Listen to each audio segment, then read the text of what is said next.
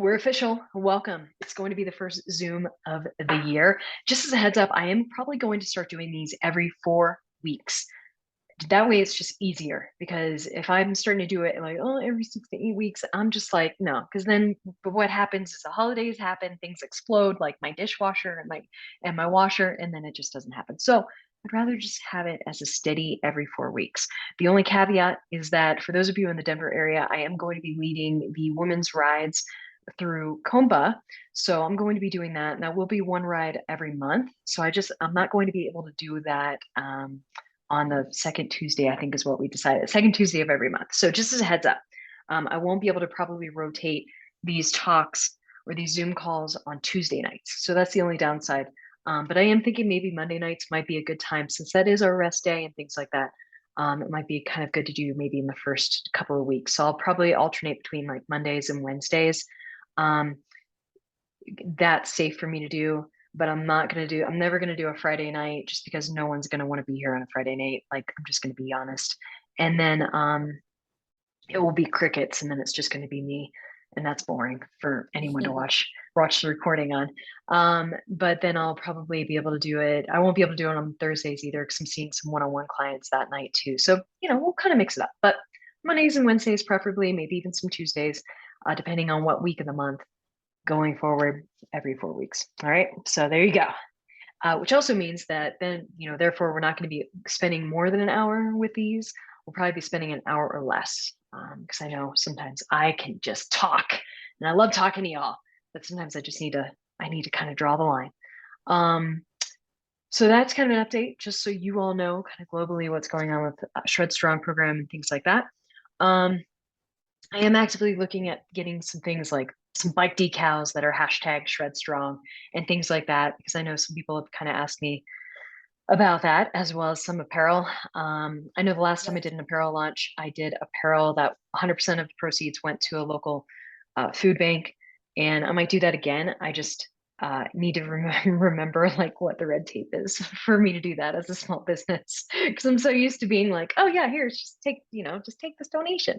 But then I've learned that I need to, in order for me to be in good standing with the Better Business Bureau, I need to actually like specify where the donation's going and like when and things like that. So just as a heads up. Okay, so let's dive on in. It is 2023, as we all know. It's the new year.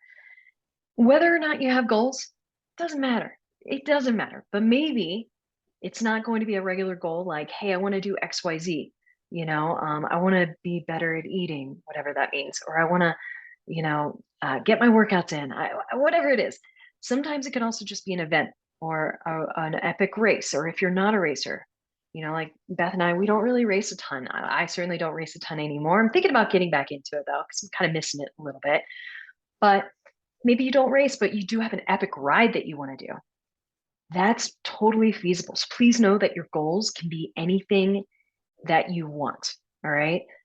The world is your canvas, so to speak. And that's kind of the cool part with this is like, hey, you can kind of choose what you want to do. If you want to do like an adventure, you know, it can also be something as simple as like, I want to read more. Great. It can be totally not health and fitness related as well. So please know I recognize that. I see you. And also, you're not broken. There's no fixing that needs to happen. All right. So if you're feeling like, oh, I don't do this, or I'm kind of shitty at this, or I'm not good at this, let's not say that anymore. That is the first thing. So, first thing is to kind of change your words. So, no matter what your goal is, no matter how expansive it is or how narrow it is, change your mindset around it. If you think you're a shitty reader, guess what? You're going to be a shitty reader. If you think you're not the best climber, great. You're going to think that you're not the best climber and you're not going to be the best climber. So let's first things first. And, I'm not trying to be like toxic positivity or anything, but change the way that we use our words for the goals that we're doing. Okay. And just try to think of a way to make the words that we're using and choosing to use with our goals more positive. So thinking of them in terms of like, hey, I would love to do this. Like, I want to become a better climber, or I want to improve my climbing, or, I would love to be able to climb this particular section of trail in however long it takes, right? Then maybe shave like 15 seconds off your current time.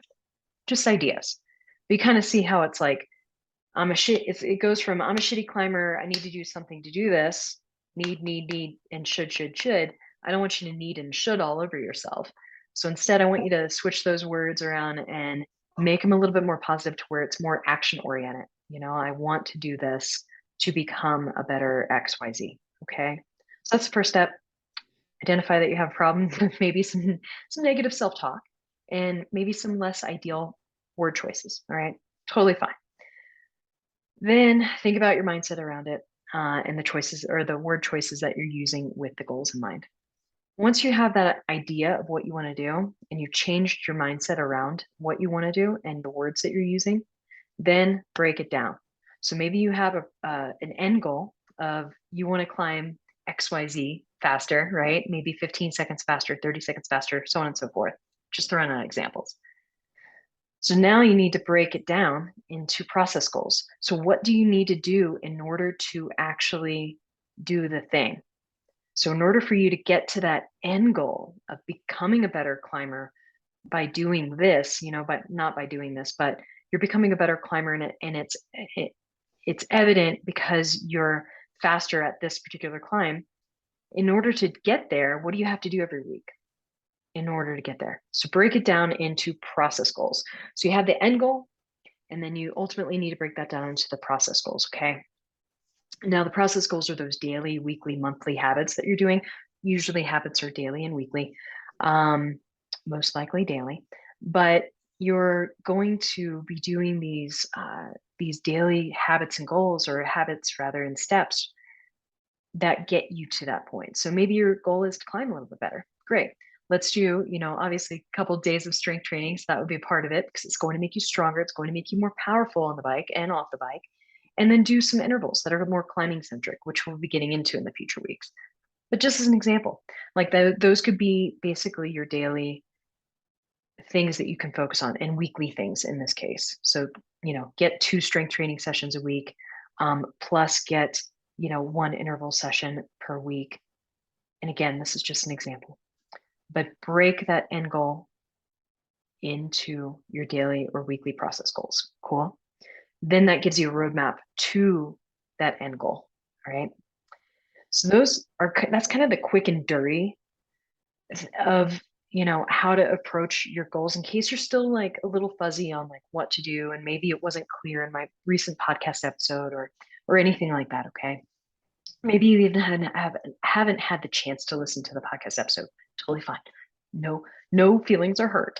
But just know that, there are ways to kind of break it down and make it a little bit more simple for you. Okay. But that's kind of like the cut and dry way of breaking your goals down into like manageable bite-sized pieces. And then from there, it's just a matter of implementing. When implementation is difficult and you're having a difficult time doing something, I'm a real big proponent of all or something versus all or nothing. And I know you've heard me say this time and time again, but there's a reason. It's because we kind of need to hear it time and time again. I also need to hear this time and time again. Because sometimes when I'm like, hey, I can't do this 60-minute session on the bike that I have programmed for myself outside of Shred Strong, but so then I just don't do the damn thing. So I don't do the whole entire thing. When I know that I could actually fit in a fair amount of these intervals in about 30 to 40 minutes, and I can actually make 30 to 40 minutes fit. And that's just an example because even I'm at fault for this. Again, all or nothing versus all or something. So just trying to focus on that all or something aspect and just trying to do something, whether that's even 10 minutes of the strength training session or, doing a little bit of mobility flow once you get home and you're watching Netflix or Hulu and you're in front of your sofa, you can do a couch stretch, while you're watching TV. You can even get the kids involved if you have kids. You can get the cats involved, Beth. You can get the dog. I know my dog is always involved with my stretching, no matter what. So yeah, get the family involved, and then it gets a little bit more buy-in. Makes it a little bit more fun because you have other people with you doing it with you, crawling all over you, or Milo licking my face. Hey, Brie. But the big thing is just trying to figure out what you can do. So if you're finding that you're a little overwhelmed with like, I have everything I need to do, plus like my own personal projects. I need to clean the house, and then I have kids that need to be fed. And then, like I can't even imagine the overwhelm, right?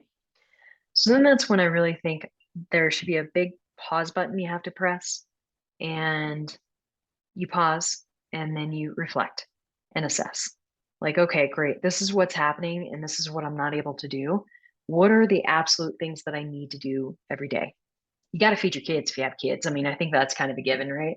They're kind of dependent upon you. Yeah. So that's a given, right, Kayla? I know you can speak to this.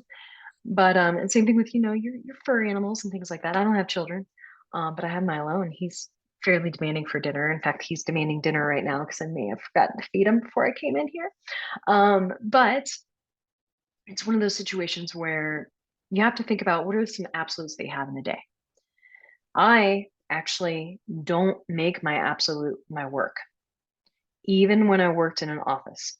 All right. So even when I did corporate, as I mean, especially since I had a boss, I will say, full disclosure, I did have a boss, a manager at the time when I worked in corporate who was like, hey, as long as you get the work done every day, that is more or less what matters. So it wasn't necessarily hourly. I was salaried. Um, so that is certainly different. And I do understand, and I have had managers that have been very much like, no, you need to be on Slack.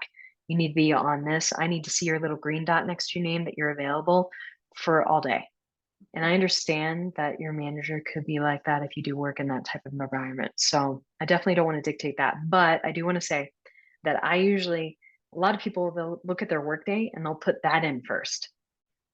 Really, the things that, especially nowadays in our current work climate, generally speaking, meetings are kind of your absolutes. So if you have a 10 a.m. meeting, great, you might be able to be a little bit more flexible on your start time, just as an idea. So maybe think about ways that you can be a little bit flexible. Obviously, clear things with your manager. I'm not out here trying to get anyone fired, but there are some things because I think because we're a very, capitalist society, unfortunately or fortunately, however you view that, we tend to have this idea that we have to do XYZ.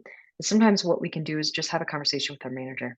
Like, hey, one day a week, is it okay if maybe I start, like for me, I always start it early. So I start at work early and then I did my workout early. So I end at work early and then I did my workout after work because that's just what works better for me.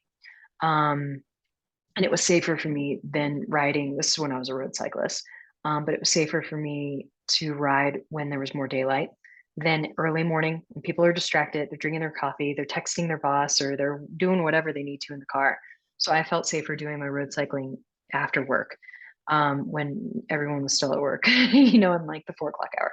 But just as an idea, and I do want to like wrap this up here because I'm kind of rambling, but it's because I'm so passionate about having a conversation with your manager and just seeing like, hey, is there any flexibility like one day a week? Because I might need to go and pick up the kids, but I also need to do this, just as an example. So explore that. But I like to look at my entire day outside of work. So I actually don't even put work in first. And I think, okay, when is the best time for me to work out today? And, full disclosure too, the office that I worked at in North Carolina, we had a really nice gym there in the office. So I could actually do lunchtime workouts when I wasn't traveling because I was a road warrior at the time. But it's one of those situations where, um, I could even factor in like, hey, I want to do a lunchtime workout today. Great. So I would plug that in first. So plug in things that you need and maybe give yourself like that 30 minutes, 45 minutes, whatever that is that day for you and your health, and kind of make that priority. And then from there, it's just a matter of like, okay, great. Now think backwards. I need to go to bed at this particular time, get some sleep. So I need to wrap up things and then go from there. So I reverse engineer my day because my absolutes are I need to be in bed at a certain time. And then because that's what gives me the most energy for the things that I love to do. And then I reverse engineer from there. So I actually do it a little bit backwards. So I know a lot of people usually start in their morning, but sometimes mornings can get a little bit carried away. And I find personally that like really optimizing your sleep and things like that can benefit the rest of the day. So I go backwards. That's just an idea. You can do whatever the hell you want, but I'm just giving you some ideas here because it can work profoundly for for you folks, for a lot of you folks that might just have some difficulty maybe getting in some of these training sessions. All right. Hey, Colin, thanks for joining. Um, but yeah, just something to think about here. That way you can kind of have a little bit of an idea, um, on how to kind of plan out your day, plan out your week, and things like that. But I'm real big on pausing and then assessing and figuring out like, hey, if something's not working, if you're having a hard time or difficulty getting in, for example, morning workouts, because maybe you're just not an early morning person, because not everyone is, right? Great. There's no shame in that. Just try to figure out like, well, when is the optimal time for me to work out? Even if it's just to get a movement snack in. And you all know how I'm really big on movement snacks, for example. Just kind of figuring out like, hey, I can sneak in 10 minutes here and 10 minutes after work, for example. And there you go. There's 20 minutes right there. That's most of the workout right there. Unless you're in the barbell program, that's obviously going to take you a little bit longer. But just some ideas to kind of get you thinking. But I'm real big on figuring out the goal, the end goal, right? Where you want to go, your destination goal, breaking them down into process goals. And then great, if you're having issues with those process goals and those daily habits and things like that that get you to the end goal, then press pause, assess what's going on and assess what the issue is. And then, okay, how can I make some adjustments? All right. That's kind of a quick and dirty summary of, what you can kind of focus on when it comes to your goals ultimately. All right. Now, with with the FTP testing, I've made this like, I hope. I was a little bit worried because this is my first time actually programming it in for a group, because I do it for my private clients, of course, but doing it for a group. And I never want anyone to feel anxiety about it because I hate the T word. Test is like the worst possible word that someone can kind of say to someone else, like, "Hey, I want to test you," or pop quiz. It like brings back like academic trauma. So I didn't want that to definitely be, the feeling that was evoked with anything. Just think of the test as being a data point, a current data point for you to kind of figure out where you are right now. All right. Now, the reason I prefer the ramp test is because you don't have to pace things. You don't have to spend like 20 minutes just trying to figure out, like, I don't know, am I in my sweet spot? Even if you kind of know what your pedal stroke is and your typical pace is, sometimes even the best cyclists can still kind of question themselves. Like nine, I'd say, dare I say, 9 times out of 10, unless they were a professional cyclist previously in a previous life, 9 times out of 10, most people are like, you know what? Did I give it my all during my FTP test? If they did the 20-minute test, like people start to question themselves and like they start to doubt. No, just don't do that. Just do the ramp test. Just do the ramp test. It's so much easier. It's at the increase of every minute. Go as hard as you can. Great. When you get to your max minute, whatever that is, maybe it's 120 watts. Maybe that was the max you could get to and hold for that full minute. Doesn't matter. Maybe it was 250 watts. Doesn't matter. Take what that number is for that minute, put it in the comment for the FTP test if you haven't done that yet. And then if you want to know what your FTP is, it's actually not that number. So if it's 250 watts that you got during the ramp test, it's actually not 250 watts. It's 75% of that, generally speaking. And again, that's the kind of crappy part about the FTP test. It's all an estimate. It's all an estimate. It's not even hard. I mean, it's a hard data point, sure, but it's not even necessarily a valid hard data point. So someone who's done research for 12 years, it's kind of an annoying metric, but yet bikers and cyclists were obsessed with it. What's your FTP? It's kind of like what's your sign? What's your astrological sign? What's your FTP as a cyclist? I don't know. It's it's honestly, it just helps you figure out if you have a power meter on your bike at home, especially if I know a couple of you in here in the group have Peloton that has a built-in power meter. And it's kind of one of those situations where it just gives you an idea on kind of what your zones are and power zones are for future workouts. That is ultimately what an FTP helps you figure out.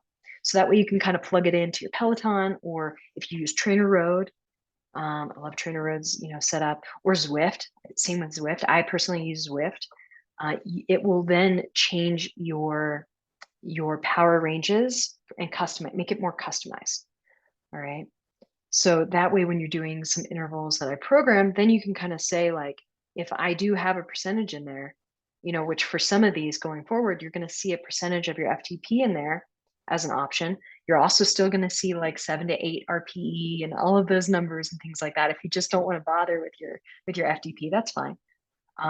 But that way you can kind of plug it in and create the workout accordingly in Zwift and Trainer Road and stuff like that.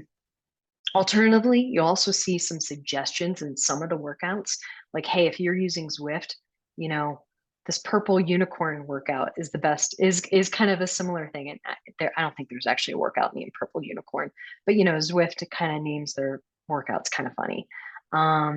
Or like if you're using Peloton, hey, their Power Zone workouts, they have a whole slew of Power Zone workouts to choose from. Great. If I have you doing like a 45-minute one that day, just pick a 45-minute one, you know, make it as simple as possible, because again, I want the training and programming to be as accessible as possible and not overwhelming. All right. Because as soon as it gets overwhelming, then you're just like, all right, Jen, like, what's going on?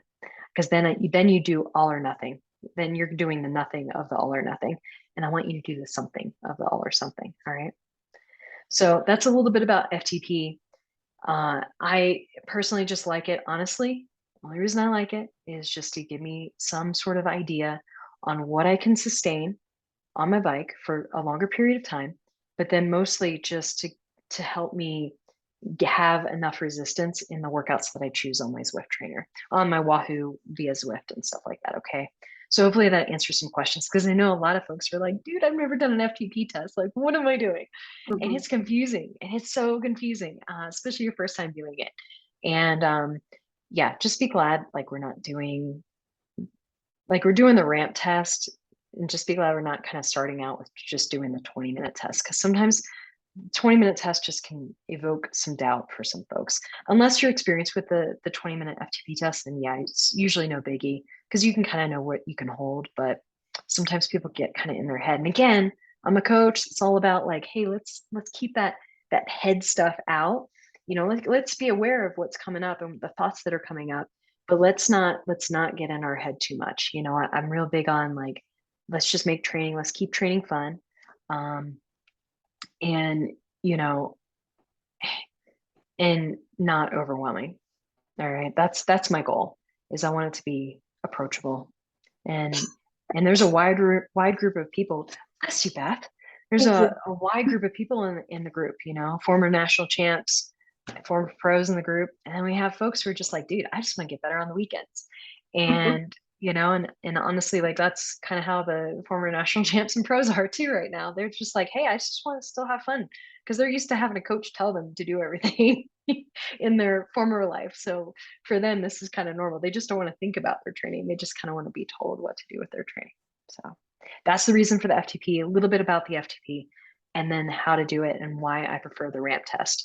And there's even some studies that show that the 20-minute test can kind of produce some false results. Again, and it has something to do with, just your effort, your perceived effort, and kind of doubting that, maybe not going all out. So, well, you shouldn't be going all out, but you know what I mean. If you've ever done the 20-minute test, you're leaving stuff on the floor for sure, in addition to your sweat and curse words. But that's everything that I wanted to cover in a nutshell. And now I kind of want to open the floor up to like questions you all had, especially if you have any questions after the FTP test and things like that, and like what your experience was and anything you kind of want to talk about. So yeah, go for it. You can just hop in and unmute anytime. Okay, I'll start.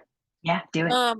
So I've never done the FTP test on my Peloton yet, Mm-hmm. but I was doing some research on how it goes, and I think it sounds like you can do the whole programming thing. Yeah. So like, which I think would be really awesome. Mm-hmm.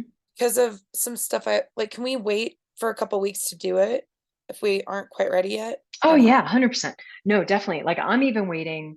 I mean, I apologize for everyone in this group who's maybe not a menstruating individual, but like, I'm waiting just because you all kind of heard what my week has been like this week. And Yeah, yeah, I started my period. So I'm like, I'm gonna yeah, wait. I just need to wait a couple days.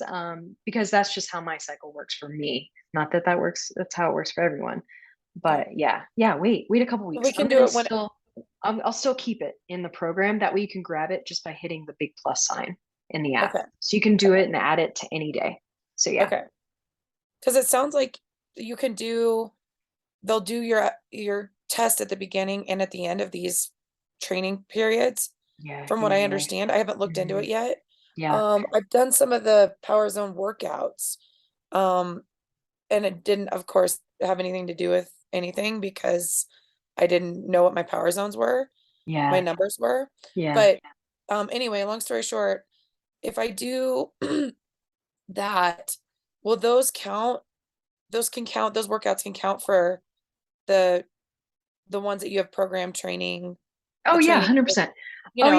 yeah. Yeah. Like I even have some folks who are like, "Hey, I'm doing this."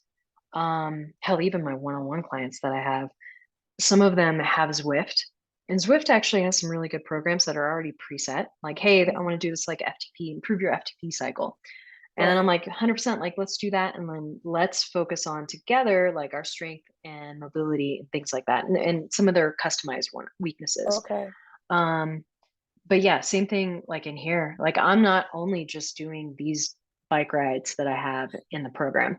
I'm trying to not program everything out, because then that's when, again, kind of like what I hinted at earlier, people get overwhelmed and then they're like, peace out. I'm only doing like one workout a week or two workouts a week because I'm overwhelmed. Like even when I was programming for my wife, for her martial arts, when she was doing that, she was like, Jen, I need like the bare minimum. Like I know you love me, because I was trying to get her to mobilize more, because she just need a little bit of love for some Mhm. mobility. She's hyper mobile, but she just need a little bit that I want to give her. But it was enough for her to be like, no, like I no, like I just need these two workouts. So it's kind of an example, perfect example, and she gave me permission to share that, by the way. It's a perfect example of like, you're looking at your calendar in the app and you're like, dude, no, I'm just not going to do anything. So then that's when the all or nothing and all or something brains start to present themselves, and I'm trying to avoid that at all costs.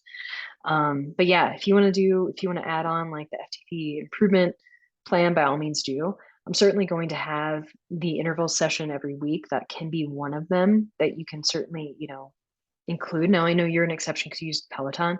But yeah, just choose one of the power zones workouts, that, especially if you can choose a power zone workout that's similar to the time domain that I have listed. Like if it's a 5 minute climbing, for example, we're doing a little bit more hills one week, then maybe try to do that, and Yeah. just try to have it mimic. And it doesn't have to be perfect, as Yeah. long as That's you what I've can get tried it to do is close. just is mimic the your ratio kind of Yeah, thing. Yeah. yeah, yeah. Especially duration and like whatever the actual like time domain is for the intervals. Does that help at all? Okay. But yeah, I'm all Yeah. about like, yeah, because I have some folks who are like, oh, I'm a long time trainer road member, and I was in like the middle of the cycle, and they recently started Tread Strong, and I'm like, dude, keep it up, like keep doing it, and maybe just look at what I'm doing, and you can either ignore that interval session, it doesn't matter, because really the power comes through the strength training, because Right. that is hands down one of the things that I see time and time again, that's just cyclists aren't doing enough. So that's how I wanted to change the game. Is I'm like, no, let's do some strength and stability and mobility and make you a better cyclist that way. So yeah, add any program you want, for sure. Okay. Yeah. Cool. Yeah. Veronica, you have your hand up. Hey, I'm in the car, so hopefully you can hear me Yeah. okay. But Kayla, back to your kind of question, since you're using the Peloton, I often use the Peloton app, but I have a Stages indoor bike. Mm, But I did find a website that kind of shows like the power zone graphs for each workout. So sometimes I like to go back to what Coach Jen is recommending, and like she said, just find something that's similar. So Okay. um, probably if you're in the Trainerizer app, I can probably link to that little website with those graphs if Oh, it's that'd that be would be helpful. awesome. Yeah. awesome. You'll find me on there. I just commented today.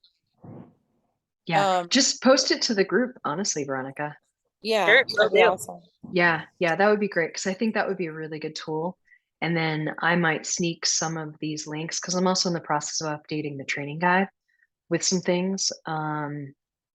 and making it a little bit more clear, like helping people figure out what's their personal max heart rate and things like that. 'Cause some people just don't know. And I need to kind of go back to that training guide and make it a little bit more of like a tool that they can reference. And that way they can kind of figure out what their heart rates are, and what their heart rate zones are and things like that. So yeah, that would be really cool, Veronica. Thank you. Do you do anything with the VR Max stuff? I mean, I don't, excuse me, personally, just because a lot of folks don't really know, what Yeah. their VO Max is, except maybe what their watch is selling them. Um, I you don't know, really know anything or about they it. have a test, yeah, or they have a test that they use to do it. But I mean, generally, you need to go to like a university to have it formally conducted, Oh, or you need to be a firefighter and do like the actual testing there or whatever, right? okay, But gotcha. yeah, don't worry about it. Now, I was just Veronica, did you have curious. an? Yeah, no, you're fine. Did you have another question? I just want to Oh, make sure that sorry, was. just stretching over here. Oh, you're just stretching. Okay, I wanted to make sure. Just kidding. I'm gonna lower your hand then, just to make sure. I just want to make sure. Okay. Cool. Any other questions? Curious about, I guess, doubling up on workouts in a day, like doing cycling and strength training. Could you do cycling first and strength training second? It depends. So it depends on kind of what is your main focus for that day. And I actually just had this conversation with one of my running clients who's training for an ultra. And, it's kind of one of those situations where it's like, hey, what do you want to be most fresh for? Like what's your priority for the day, given your goals, especially if maybe you have uh, a race coming up, then maybe your goal will be to actually do your intervals. So maybe that's going to be your priority workout that day. So there's a couple of approaches you can take. I usually like to say to myself, what do I prefer to do first thing in the morning? Strength or cardio? Because that varies for everyone. And then what do you usually prefer to do later in the day? Strength or cardio? So that's one question I ask myself.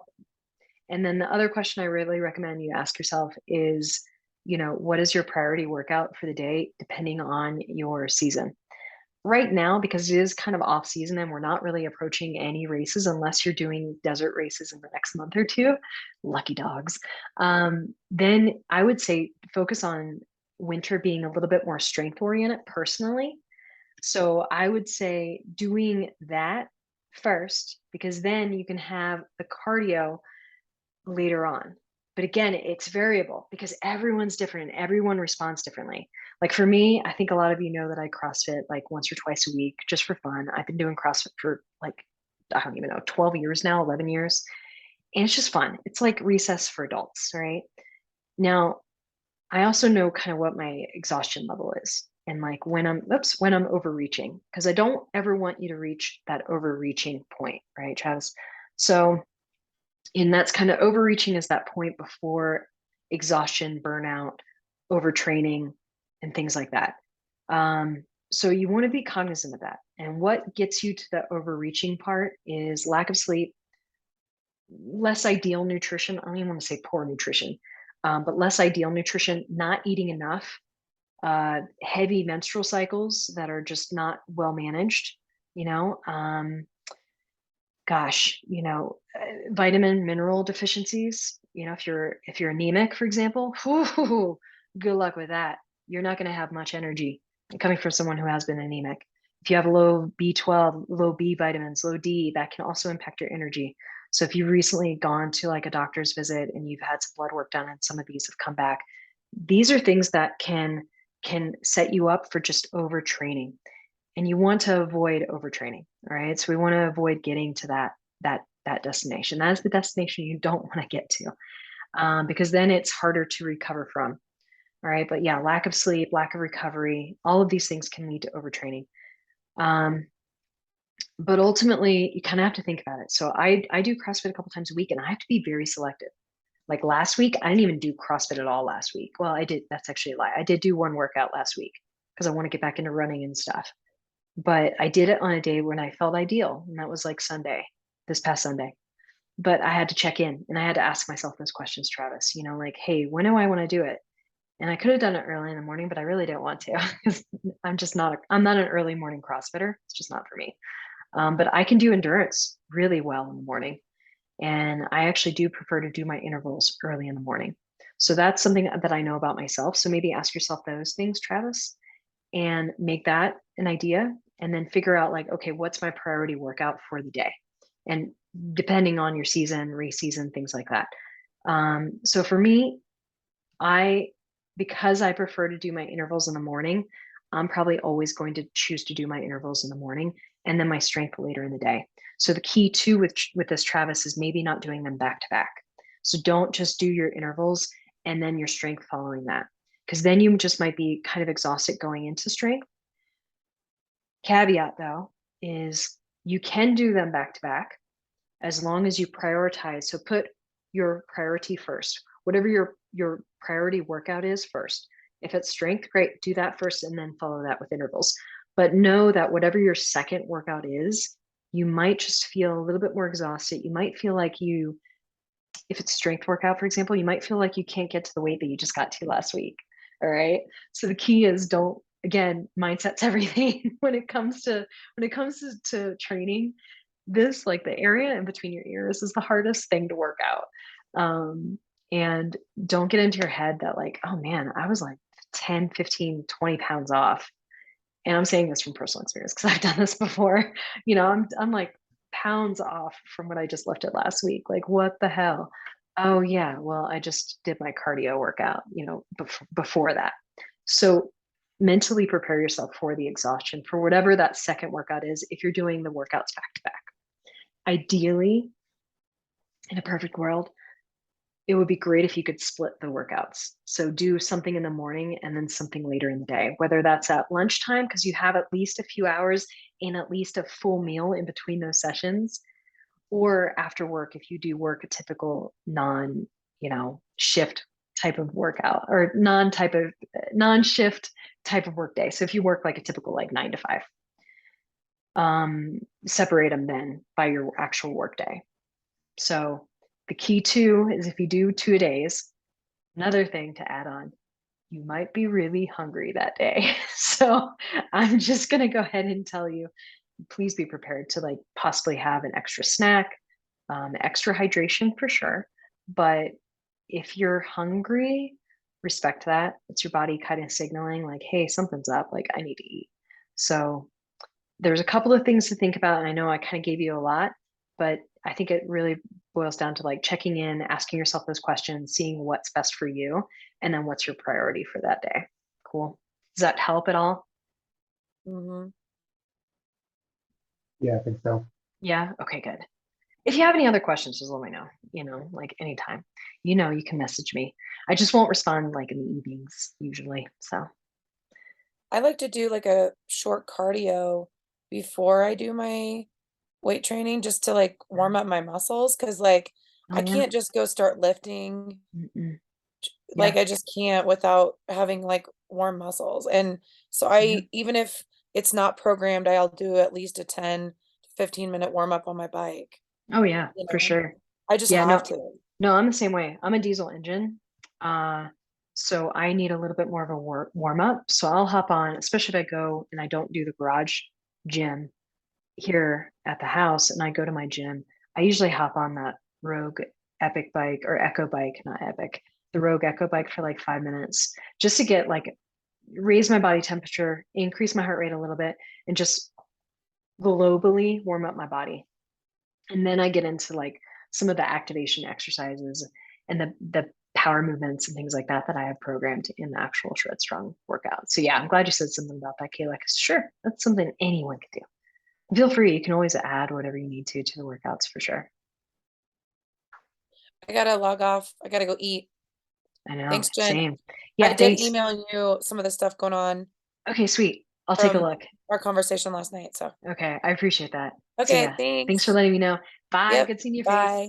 Bye. Any other questions before we head on out and go feed our faces? Speaking of food, and that will be an upcoming topic, because I think that's been coming up a little bit, because some people are doing some cross country skiing, and that's definitely a calorie burner. So it can leave you hungry because you're out in the cold, you're trying to stay warm, so your body's already burning more calories just trying to stay warm. And then you're doing long duration cardio for sometimes 2 to 4 hours. And some people are like, man, I'm just kind of getting tired all of a sudden. I'm like, well, what are you doing? Are you logging all the workouts?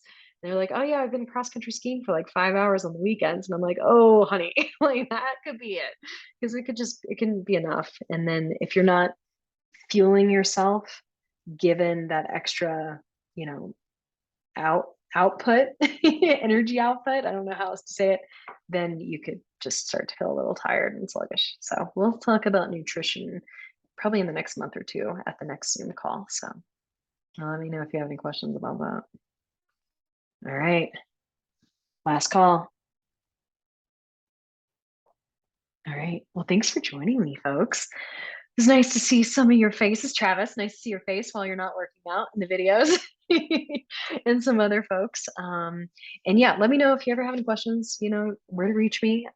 And then I'll get this on the calendar in about the next 4 weeks or so, just making sure that that kind of works with everyone's schedule or my schedule too. But yeah, let me know if you have any follow-up questions. And I'm so grateful y'all were able to join.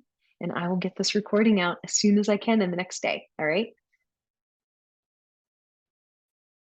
All right. All right, thanks Sweet. a lot. Yeah. Thanks, Bree. Thanks, Colin.